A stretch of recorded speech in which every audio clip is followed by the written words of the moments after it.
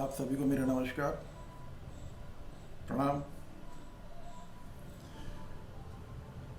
दोस्तों, आज का टॉपिक है कि हमारे लिए प्रोटीन क्यों ज़रूरी है और जो लोग एक्सरसाइज करते हैं उनके लिए तो विशेष प्रोटीन क्यों ज़रूरी है। मैं आपको बताऊंगा कि प्रोटीन क्यों ज़रूरी है। दोस्तों, हम जब एक्सरसाइज करते हैं या हमारा ऐसा वर्क रहता है जिसमें कि फ़िज़िकल एक्टिविटी बहुत ज़्यादा समाहित रहती है, बहुत ज़्यादा होती है, उस स्थिति में हमको प्रोटीन की बॉडी को ज़रूरत होती है, विटामिन्स की ज़रूरत होती है, मिनरल्स की ज़रूरत होती है, जो कि हम हमारी नेचुरल डाइट से पूरी नहीं कर पाते हैं। ना ही हमारे लीवर में इतनी क्षमता होती है कि हम इतना सारा खाना खा सकें, इतना सारा फूड ले सकें। उसके लिए सिंथेटिक प्रोटीन आता है, प्रोटीन पाउडर्स आते हैं, मल्टीविटामिन्स टैबलेट आती हैं, पिल्स आती हैं, उसका हम सहारा ले सकते हैं। और अब एक सवाल आता है कि कितना प्रोटीन एक व्यक्ति के लिए ज़रूरी है। आप में से बहुत से लोग सोचते हैं कि हमें कितना प्रोटीन लेना चाहिए, कितनी मात्रा में लेना चाहिए। इसका कोई क्राइटेरिया है? बिल्कुल है।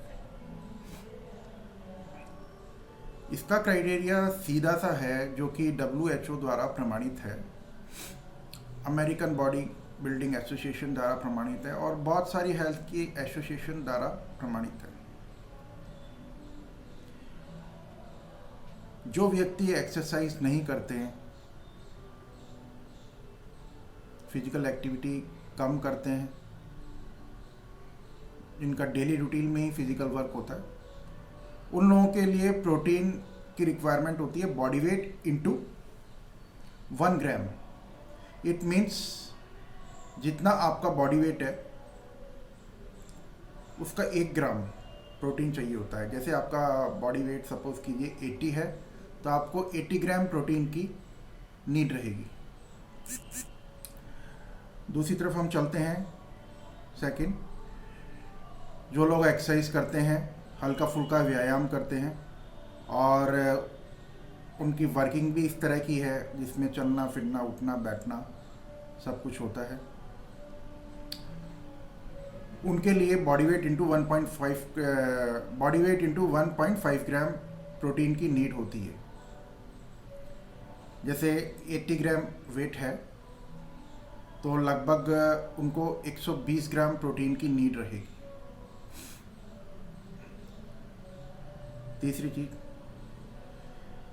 तीसरे वो लोग होते हैं कि जो लोग बहुत ज़्यादा इंटेंस वर्कआउट करते हैं, इसमें स्पोर्ट्स पर्सन भी आ जाते हैं, और जो अच्छे से वर्कआउट करते हैं, अपनी लाइफस्टाइल अच्छे से मेंटेन करते हैं और वर्किंग भी उनकी रहती है, उनके लिए प्रोटीन की रिक्वायरमेंट बॉडी वेट इंटू 2 ग्राम चाहिए होता है। जैसे 80 ग्राम वेट है तो 160 ग्राम प्रोटीन की उनको नीड रहेगी।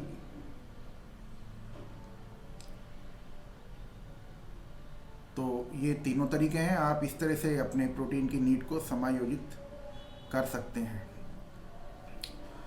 और इसके अलावा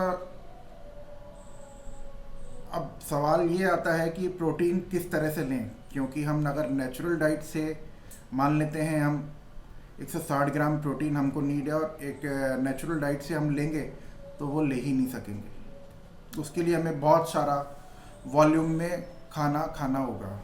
बहुत सारा सोयाबीन है, बहुत सारा पनीर है और बहुत सारा मिल्क है, ये सारी चीज़ें हमको लेनी पड़ेगी, जो कि हमारा लीवर ये चीज़ को, हमारा इंटेस्टाइन एडजस्ट नहीं कर पाएगा, हमारे कॉन्स्टिपेशन भी हो सकता है।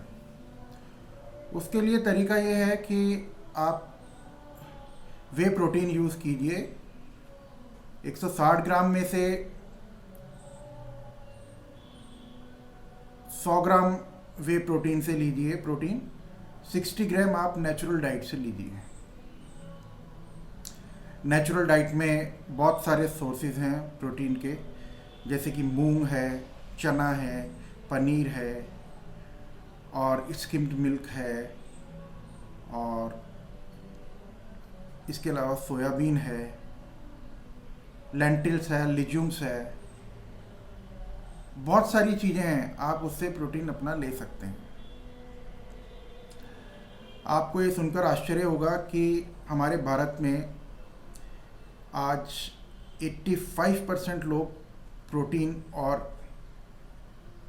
कैल्शियम और विटामिन D3 से ग्रसित हैं, उनको कमी है, जो कि ये आंकड़ा बढ़ता ही जा रहा है। इसीलिए आज हर दूसरे या तीसरे व्यक्ति को नी में पेन रहता है, बैक में पेन रहता है, शोल्डर में पेन रहता है, क्योंकि उनकी रोज़ाना की जो बॉडी की नीड्स होती है विटामिन की, प्रोटीन की, वो फुलफ़िल कर ही नहीं पाते हैं, पूरा कर ही नहीं पाते हैं। दोस्तों, अच्छी ज़िंदगी जीने के लिए, डिजीज़ फ्री ज़िंदगी जीने के लिए अपनी डाइट का विशेष ध्यान रखें और इसके साथ में ही नियमित एक्सरसाइज करें और प्रोटीन इंटेक मेंटेन कीजिए। आज के लिए इतना ही काफ़ी है। नेक्स्ट आपके लिए दूसरा टॉपिक लेके आएंगे, उस पर डिस्कस करेंगे। आज के लिए इतना ही काफ़ी। आप सभी को मेरा नमस्कार और विजयदशमी की